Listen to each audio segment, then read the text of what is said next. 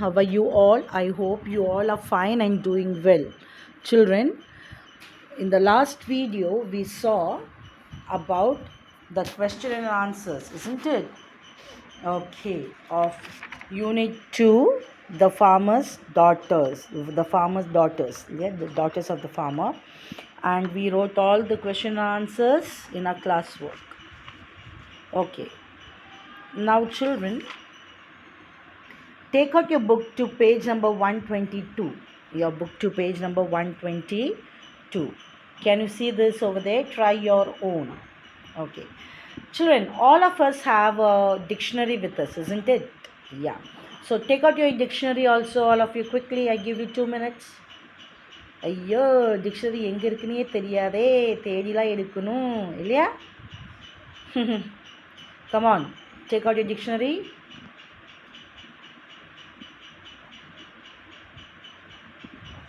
Keep it ready.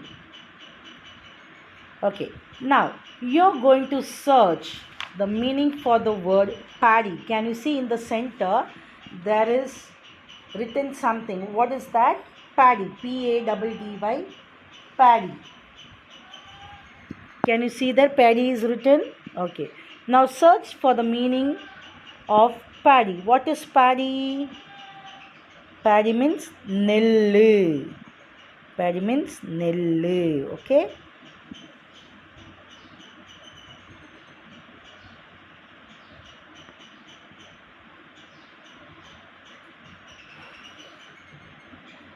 Paddy.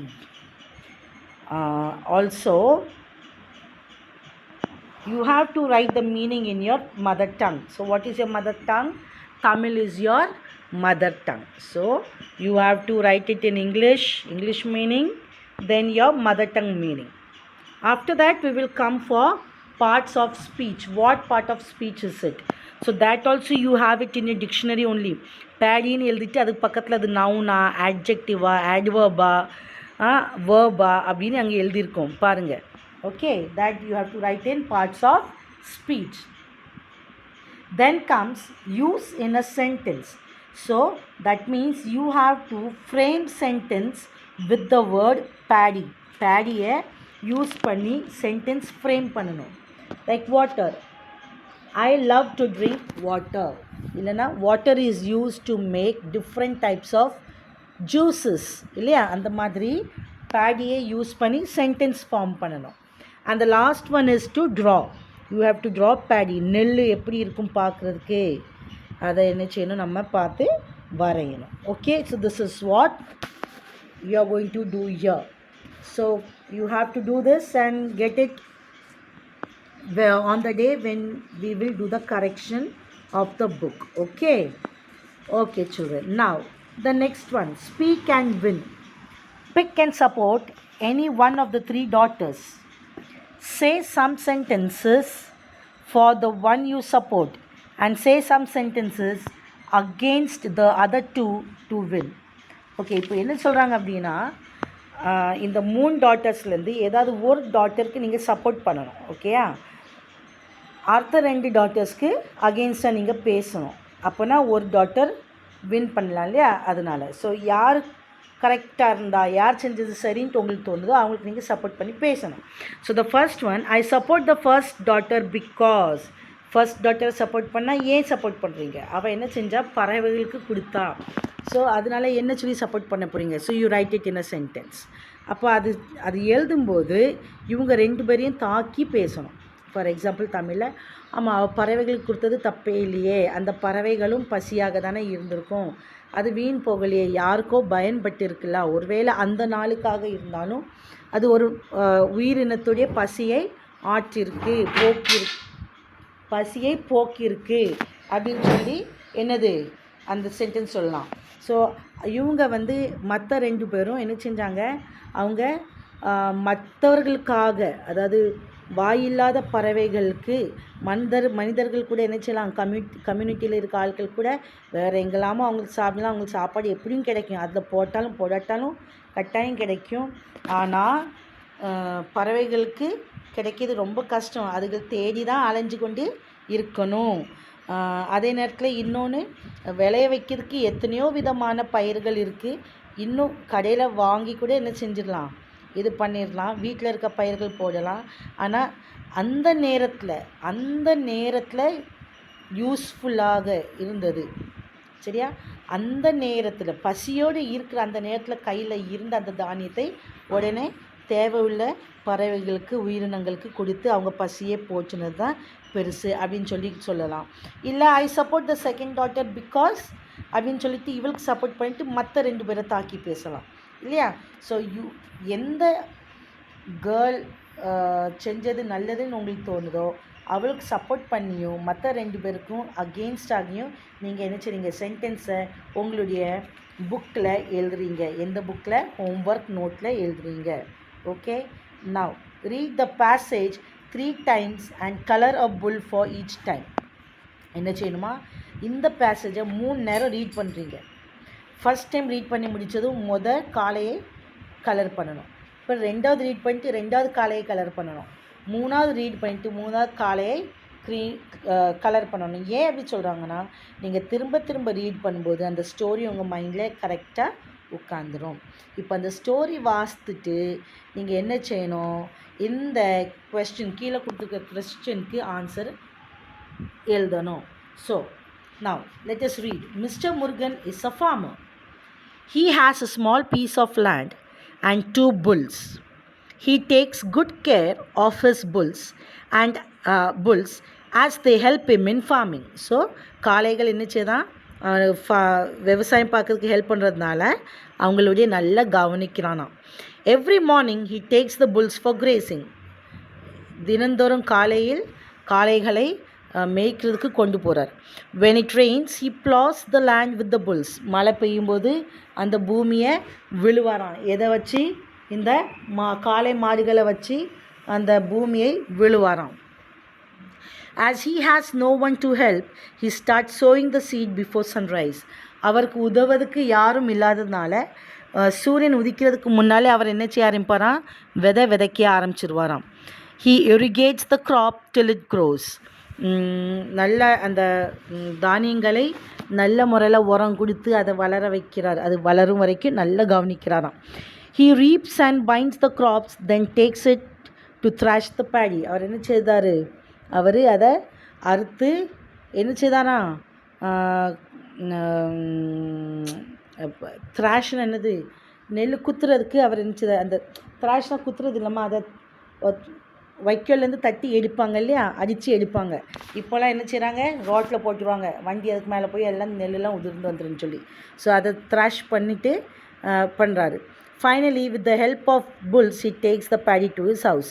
கடைசியில் என்ன செய்கிறாரா, அந்த நெல்லை அவர் அந்த மாட்டுகளுடைய உதவினாலே வீட்டுக்கு கொண்டு போகிறாரு. Okay fine. So now circle the main idea of the passage. இந்த பேசேஜ் அதாவது இங்கே எழுதியிருக்க இந்த கதையுடைய இது கொஞ்சம் தானே இருக்குது, 1 paragraph மாதிரி. ஸோ இதை என்ன சொல்லுவாங்கன்னா பேசேஜ். இதை என்ன சொல்லுவாங்க, பேசேஜ். சரியா? ஸோ இந்த பேசேஜோடைய அர்த்தம் என்ன, எதுக்காக, மெயின் எய்ம் என்னது, மோட்டிவ் என்னது இந்த பேசேஜ் இந்த லெசனுக்குள்ளது அப்படின்னா, Murugan was a miser. Murugan ஒரு கஞ்ச பிஸ்னாரி. மைசர் கஞ்ச பிஸ்னாரி. Murugan loved his bulls and farming. முருகனுக்கு அவருடைய காளைகளும் விவசாயம் ரொம்ப பிடித்திருந்து. Murugan wish to have people to work. முருகனுக்கு அவர் மக்கள் வேலை செய்கிறதுக்கு மக்கள் வேணும்னு அவர் ஆசைப்பட்டார். ஸோ எதுமா கரெக்ட் ஆன்சர்? அவர் என்ன பெரிய சோம்பேறியாக இருந்தாரா, வேலைக்கல்லனாக இருந்தாரா, ஐயோ கஞ்ச பிஸ்னாரியாக இருந்தாரா? இல்லை. அவருக்கு ஆட்கள் தேவைப்பட்டுச்சா? இல்லை. தேவைப்பட்டிருந்தால் அவர் காலையில் எழுந்திரிச்சி விதைச்சிருக்க மாட்டார் இல்லையா? ஸோ அவருக்கு அவர் மாடு ரொம்ப பிடிச்சிருந்து, ஏன்னா அவர் அதை டெய்லி என்னச்சுதாரு, கவனிக்கிறார் இல்லையா? See the second line says he takes good care of his bulls. ஏன்னா அது ஃபார்மிங் பண்ணுறதுக்கு ஹெல்ப் பண்ணுது அப்படின்னு சொல்லிட்டு. So he loved his bulls and farming. So now the next picture. Name the action of Murugan. இதெல்லாம் என்னதுன்னு சொல்லி எழுதணும். என்னது? ஃபர்ஸ்ட் ஒன், அவர் அறுக்கிறதுக்கு என்னது, harvesting or reaping. Next ploughing, உழுறது, ploughing. Next grazing, Next is grazing. So REA, first picture, REAPING, reaping. REAPING, reaping. So the spelling is the spelling for the first picture is REAPING, reaping. The second picture is plowing, PLOUGHING,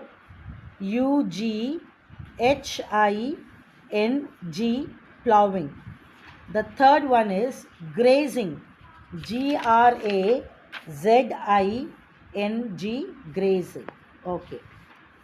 Now, coming to the next page, 124. This is your homework, children. You must write it because points have been given to you. You are supposed to write your autobiography. Autobiography. What is the meaning of autobiography? Autobiography அப்படின்னா தன்னுடைய சொந்த கதையை எழுதுறது autobiography. தன்னை பற்றி எழுதுகிறது தான் autobiography. பயோகிராஃபினா அடுத்தவங்க நம்மளை பற்றி எழுதுறது தான் பயோகிராஃபி. நம்மளே நம்மளை பற்றி எழுதுறது autobiography.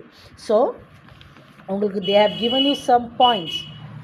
They have given you some points. Using those points, you have to write your autobiography. First, you have to write when were you born. Then, where were you born. But you have to write it in sentence. When were you born? Na 11/11/2000 அப்படின்லாம் எழுதக்கூடாது. சரியா? அப்படி எழுதக்கூடாது. I was born. அந்த மாதிரி my name is so and so. I was born in so and so. I was born on, when were you born? Yeah, I was born on the date in, I was born on the date put, I was born on 11/11/11/11 in Dehradun or in Mumbai or in Africa or in whatever place,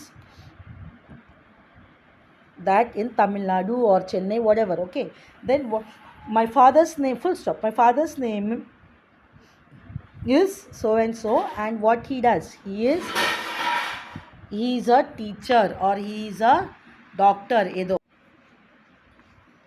Okay, so that continues. Like for example, my name is so and so.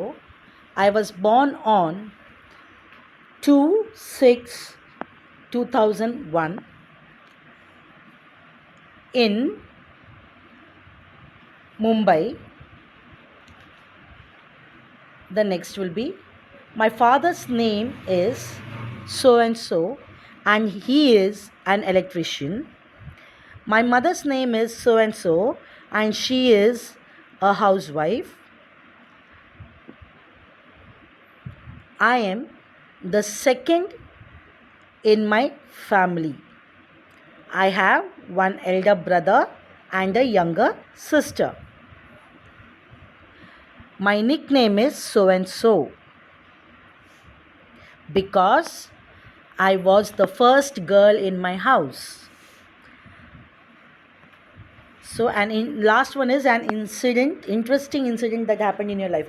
உங்கள் வாழ்க்கையில் நடந்த ஒரு நல்ல ஒரு காரியம், உங்களுக்கே பிடிச்ச ஒரு காரியம், நல்ல ஒரு காரியம், அது எதுவாக இருக்கும்? மேபி நீங்கள் உங்கள் பர்த்டே செலிப்ரேஷனாக இருக்கலாம், இல்லை நீங்கள் நினச்ச ஏதாவது ஒரு காரியம், உங்களுக்கு ரொம்ப பிடிச்ச ஒரு காரியம், எதுவாக இருக்கலாம். ஸோ அதை நீங்கள் என்ன செய்யணும், லாஸ்ட்டில் எழுதி முடிக்கணும். Okay, so write this autobiography of yourself. That is your homework. I will correct it when you will come for the correction in the school. Okay, ma. Now the next one is, I can do. This is your test. This is your test. Unit 2ல படித்தது எல்லாமே உங்களுக்கு test பேப்பராக, exam பேப்பராக இதில் வச்சுருக்குறாங்க. So இது exam தான். நீங்கள் என்ன செய்யணும், யாருடைய ஹெல்ப் இல்லாமல் எதையும் பாராமல் எழுதணும். ஸோ பெபிள்ஸ் கொடுத்துருக்கு, நம்ம ஆல்ரெடி பார்த்தோம்ல பேடி, அதே போல் பெபிள்ஸு. ஸோ பெபிள்ஸ் கல்கல், அப்படி தானே? ஸோ இதை நீங்கள் what கூறாங்கல்லா in Tamil, I don't know. Just open your dictionary, find out and write everything. Plural and singular. And recite the poem Farmer's Friend with correct intonation. And then match the rhyming words. Use of was, were. Okay, இதெல்லாம் உங்களுக்கு என்னது, your test paper. So write your exam, and then the next page is 126. எதெல்லாம் உங்களுக்கு யூனிட்டியில் 2ல் புரிஞ்சிருக்கோ அதை colour பண்ணி வைங்க. So நீங்கள் வரும்போது நான் புக் செக் பண்ணுவேன்ல, அப்போ எனக்கு தெரிஞ்சிடும் எது புரியலையோ அதை நான் என்ன செய்வேன், உங்களுக்கு திரும்பியும் நல்லா வீடியோ போட்டு எக்ஸ்பிளைன் பண்ணுவேன். Okay children? Okay, now turn your books to page number 96. பாருங்கள், 96லேயும் you have try your own அப்படின்னு சொல்லிட்டு இருக்குதா. Try your own about space shuttle. எதை பற்றி? Space shuttle. So this is also your homework. So you have to take your dictionary, open your dictionary and write the meaning of space shuttle in English and then in Tamil. இங்கிலீஷில் எழுதிட்டு பாருங்கள், இது இருக்கும் உங்களுக்கு space shuttle அப்படின்ட்டு 96ல். Space ஷட்டிலுக்கு English meaning எழுதுங்க, அப்புறம் கீழே தமிழ் மீனிங் எழுதுங்க, தென் அது எந்த பார்ட்ஸ் ஆஃப் ஸ்பீச் எழுதுங்க, தென் அதை வச்சு ஒரு ஃப்ரேம் சென்டென்ஸ் பண்ணி அதை ட்ரா பண்ணுங்கள். Okay children? So these are your homework for today. And once again I tell you children, please I repeat again and again, every day's classwork as you finish, take down your note and start learning. ஒருவேளை மத்தியானம் நீங்கள் online class பார்த்தீங்கன்னா சாயந்தரம் என்ன செய்யுங்க, படிக்க ஆரம்பிங்க. Maybe after 6 or 7 o'clock. இல்லை நீங்கள் ஈவினிங் தான் எழுதுறீங்க அப்படின்னா, ஏன்னா some parents will go for work, when they come back you will be writing it in the evening or night அப்படின்னா நெக்ஸ்ட் டே மார்னிங் உங்களுக்கு 3 o'clock தான் நெக்ஸ்ட் வீடியோ போடுறாங்க. ஸோ அதுக்கு முன்னாடி நீங்கள் என்ன செய்யலாம், உட்காந்து நீங்கள் படிக்கலாம். So learn your subjects. ஒரு நாளைக்கு 3 சப்ஜெக்ட் தான், 3 சப்ஜெக்டில் 3-4 கொஸ்டின்ஸ் தான் தராங்க, அதுக்கு மேலே தரலை. ஸோ 3 3s are 9, ஒரு 10 கேள்வி பதில் தான் இருக்கும். It is very easy. நம்ம ஸ்கூல் இருக்கும்போது we have 5 சப்ஜெக்ட்ஸ். இப்போ நம்மளுக்கு 3 சப்ஜெக்ட்ஸ் தான். 5 சப்ஜெக்ட்ஸில் நிறைய எழுதி போட்டுருவோம் கிளாஸ் ஒர்க்கில், இல்லையா? ஆன்லைனில் அப்படி செய்கிறது இல்லை, குறைய தான் தரோம். So every days class work you learn, you sit and study. Okay, that will be useful for you. And read your books as much as possible. Read your books. எவ்வளோ முடியுமோ அவ்வளோ என்ன செய்யுங்க, புக்ஸை வாசிங்க. ஏதாவது டவுட்ஸு எதுவும் புரியலனா கமெண்ட்டில் you just write down the comments. Okay children? Okay, take care of yourself. Be safe at home. Obey your parents. See you in the next video, in the next unit. Till then, bye.